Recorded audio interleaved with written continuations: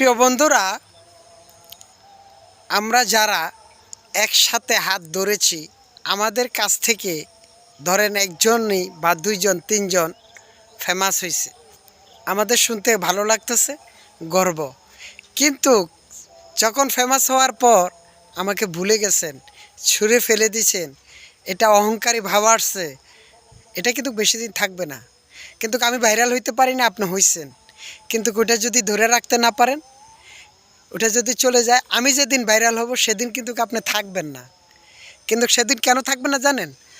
অহংকারকারীকে আল্লাহ তাআলা পছন্দ করে না, এজন্য আপনি থাকবেন না। আপনার ভিতরে যে একটা অহংকার আসছে, যাদের দিয়ে উঠছেন তাদেরকে ফেলে থুয়ে আপনি অন্যদিকে চলে যাচ্ছেন, কিন্তু সেটা কিন্তু একজন উপর আল্লাহ আছে, এটা আমার কথা না। অহংকার যে করবে তার পতন দ্রুত হবে, এটা হাদিসের কথা, আল্লাহর কথা, আমার নবীজির বাণী। কথাটা যদি আমি ভুল বলে থাকি, আপনারা একটু যাচাই করে দেখবেন, আর কোথায় যদি ভুল হয়ে থাকে আমাকে ক্ষমার দৃষ্টিতে দেখবেন।